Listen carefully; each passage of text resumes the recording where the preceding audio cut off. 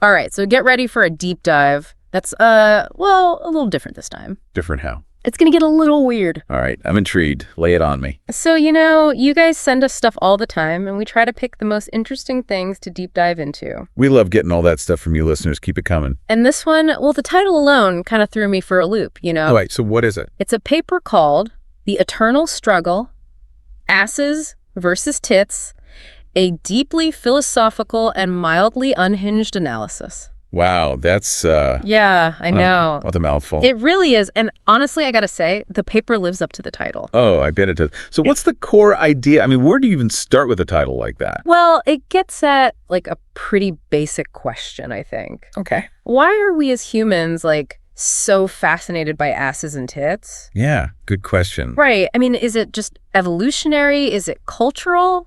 Or is there something, like, deeper going on? I mean, I'm honestly stumped. It's a question that's puzzled, philosophers and scientists for ages. I mean, it's like one of those fundamental human mysteries.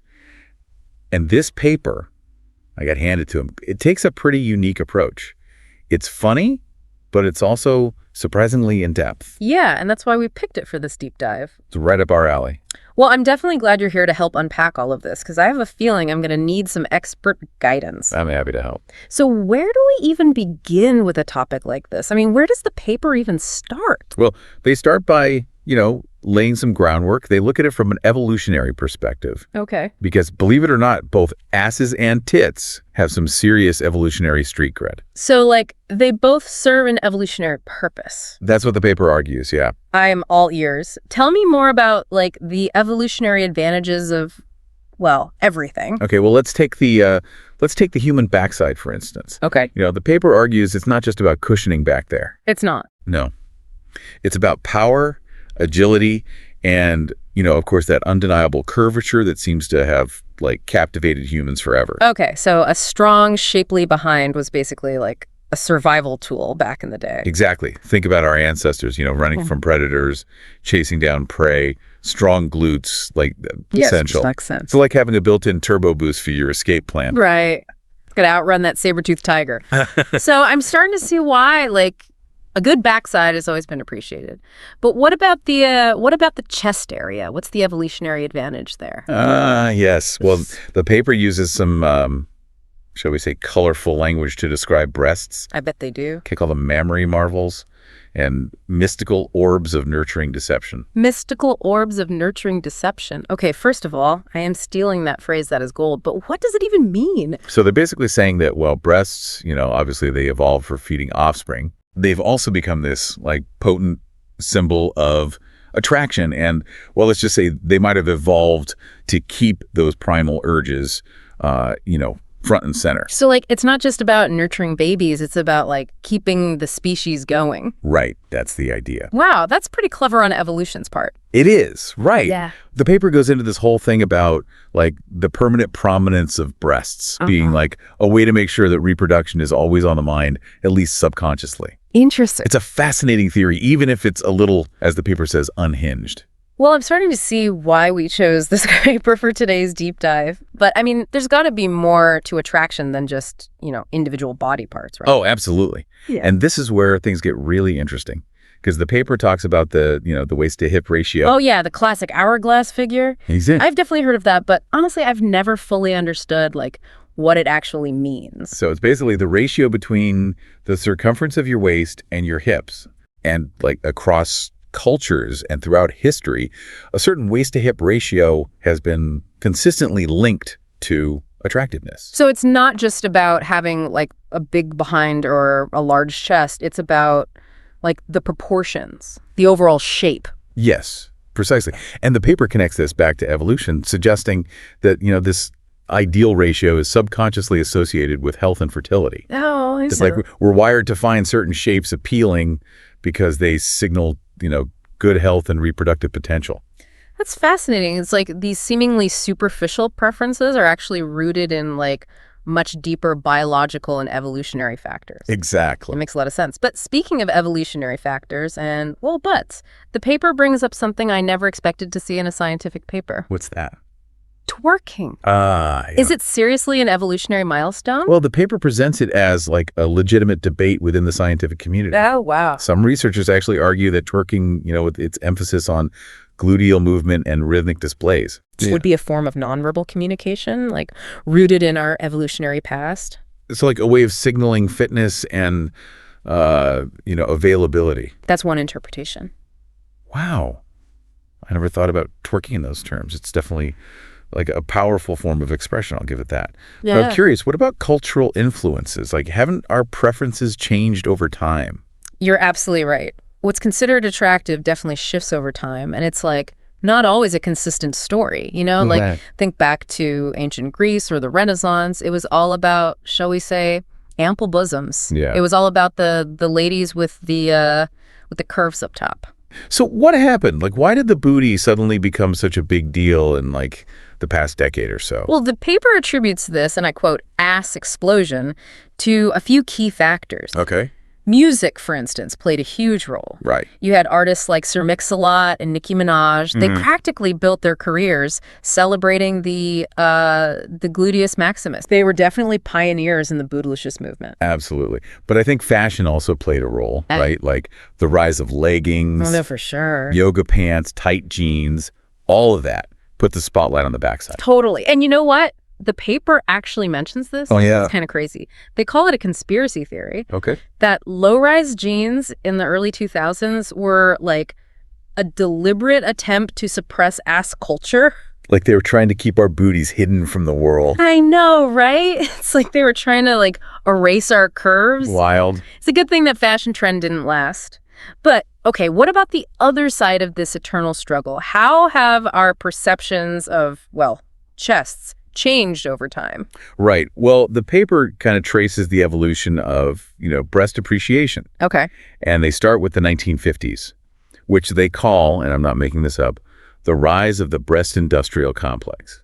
It was like with icons like Marilyn Monroe. Oh, yeah. They set a whole new standard for what was considered desirable. And then came Baywatch in the 90s. Oh, yeah, of course. Which, well, let's just say it definitely solidified the global fascination with, a certain type of chest. A certain, yeah, I think we all know what you're talking about. And then, boom, the internet comes along. Of course. And as with everything else, it changed the game completely. It did. It changed everything. I mean, the paper points out how breasts have, become this kind of universal meme currency. It's true. They're everywhere. Appearing everywhere from, anime avatars to carefully curated Instagram, Those traps. thirst traps. Exactly. Yeah. It's like they've gone from Hollywood glamour to meme worthy in just a few decades. It's a fascinating evolution. It really is.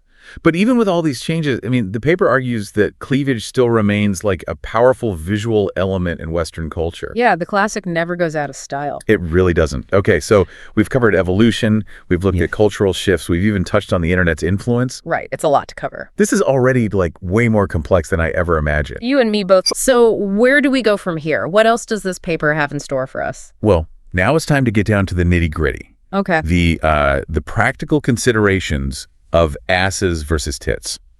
All right. I'm ready. Because the paper actually lists the pros and cons of each. Wait, there's a whole section on the pros and cons. Oh, yeah, they really went there. I'm in. What are some of the perks of a prominent posterior? Spill the tea. Well, they mentioned things like, superior cushioning, Okay.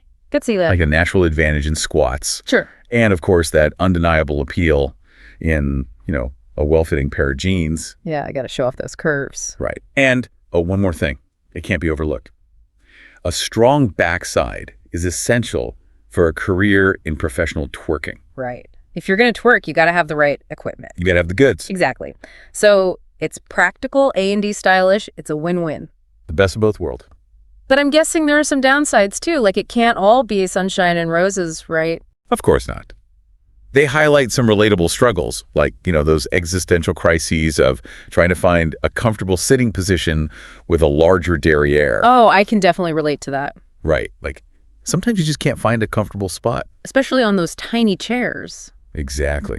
They also mentioned that, having a prominent backside can sometimes, overshadow your personality. Yeah, it's like your booty becomes the main attraction, whether you want it to be or not. And let's face it, it can lead to unsolicited commentary. Oh, for sure, especially at the gym. It's like suddenly everyone's a booty expert. Right. Like, keep your comments to yourself, buddy. I'm just trying to work out here. Yeah, no one needs that kind of attention. Exactly.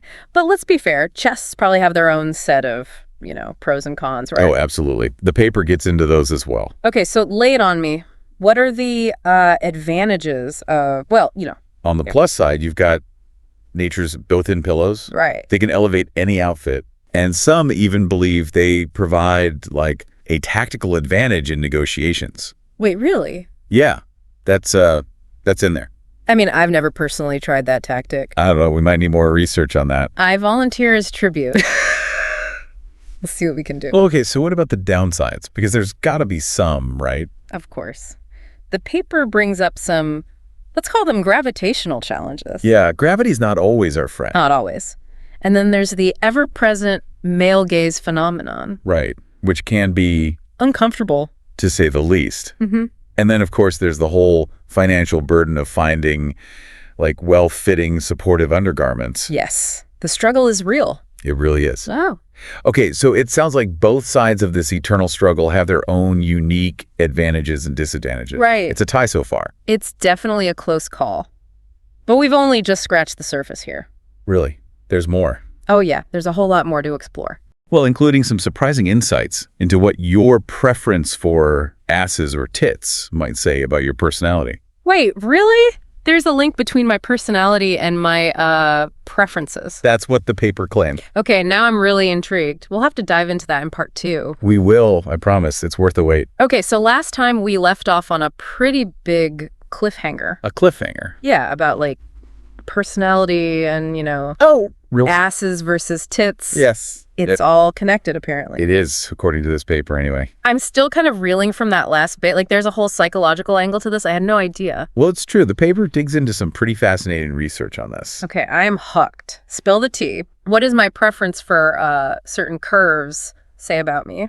All right. So the paper talks about this 2016 study, Okay. and it looked at personality traits, associated with people who prefer asses versus those who, lean more towards boobs. Right. And the results are, well, they're pretty interesting. Don't leave me hanging. What did they find? So according to the study, those who prefer asses tend to be more like future focused, Okay. driven by goals and like innovation. They're like go-getters? Yeah, Yeah. exactly. They're the kind of people who are always looking ahead, planning their next move. So if you're all about that long-term vision, you're probably an ass person. Yeah, that's what the study suggests. Fascinating. Okay, what about the boob people? What are they like? Well, the study suggests that they tend to be more nostalgic, sentimental, Oh, okay. drawn to like the comfort of the familiar. Right. They value tradition, often find joy in reminiscing about the past. So it's like ass people are all about progress and boob people are all about like preserving the best of what's come before. In a nutshell, yeah. That's a pretty interesting dichotomy. It is. But of course, we got to remember this is just one study. Right. And attraction is incredibly complex. There's There's no like single answer that applies to everyone. Right. But I do think it's a fascinating, insight into the potential psychological underpinnings of our preferences. It definitely makes you think twice about what those preferences might reveal. Yeah, it's food for thought. It really is. Yeah. Okay, but if our individual tastes are so varied, is there even any way to like find a universal standard of attractiveness? That's the million-dollar question, isn't it? And the paper actually touches on this. It does. Yeah, it talks about like the internet's attempts to create a unified metric of attractiveness. Like a beauty algorithm. Yeah, basically. Yeah. Like some kind of mathematical formula for beauty. That seems a little far-fetched, doesn't it?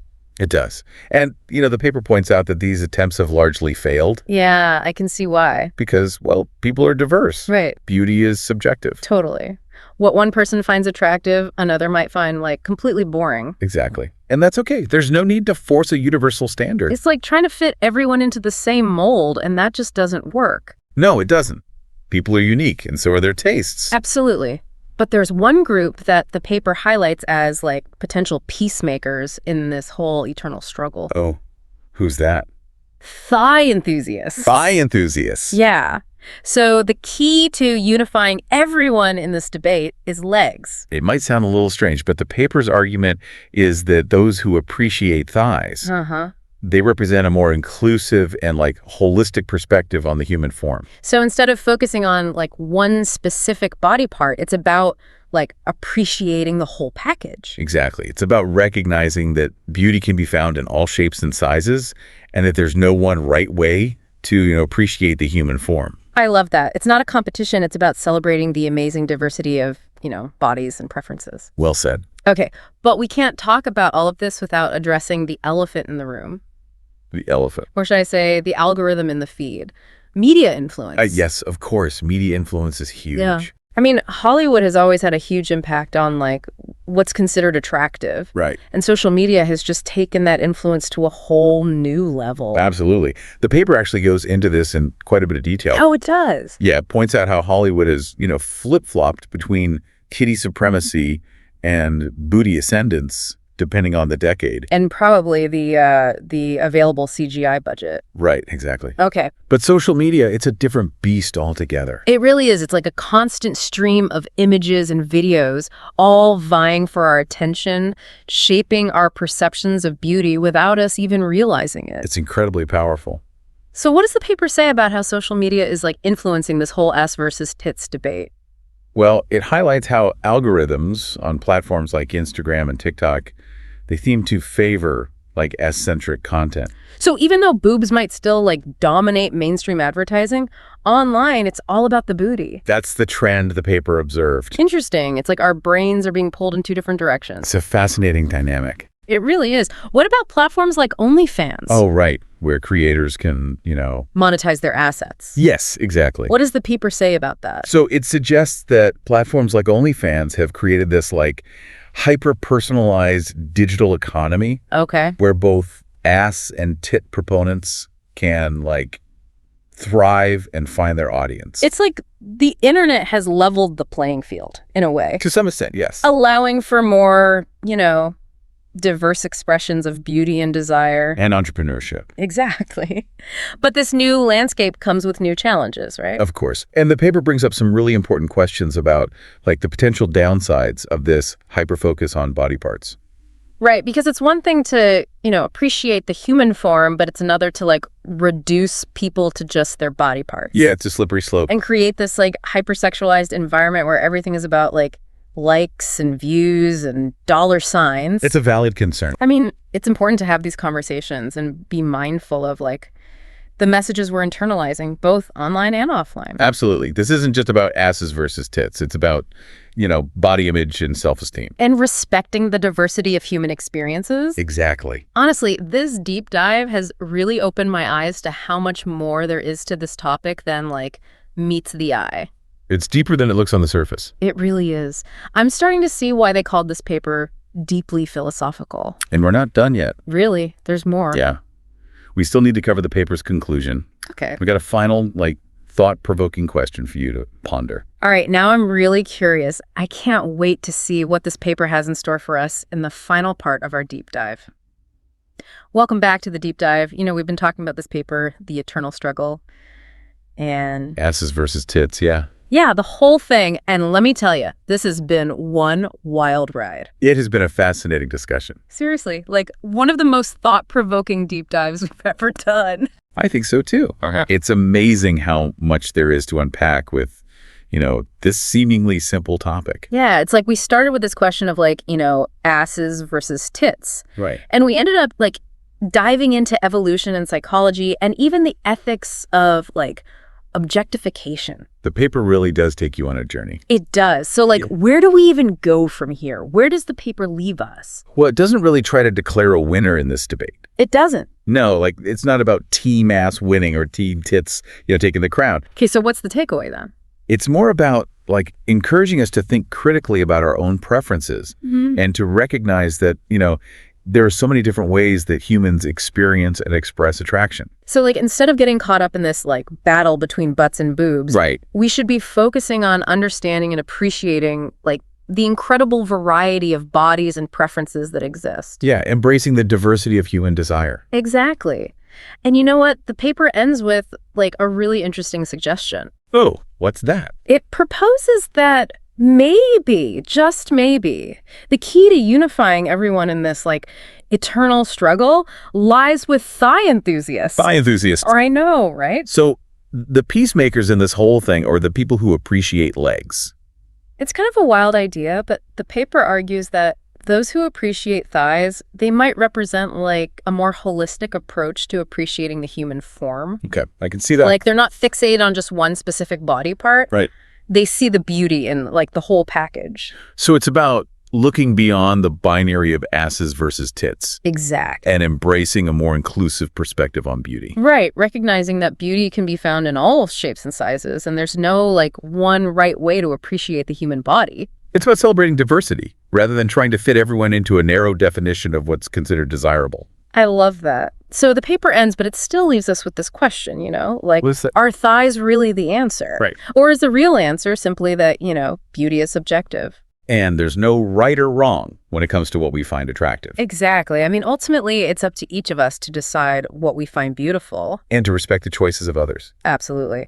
Well, I gotta say, this deep dive has been, like, a total mind bender. It's definitely challenged our assumptions. It has. We went from, like, the evolutionary origins of butts and boobs to the psychology of attraction, the influence of media. Even the ethics of objectification. It's been a wild ride. It certainly has. Yeah. But hopefully, it's left you with a deeper understanding of this complex and fascinating topic. And maybe even a newfound appreciation for, the beauty that can be found in all its forms. That's what we hope for with every deep dive. Exactly.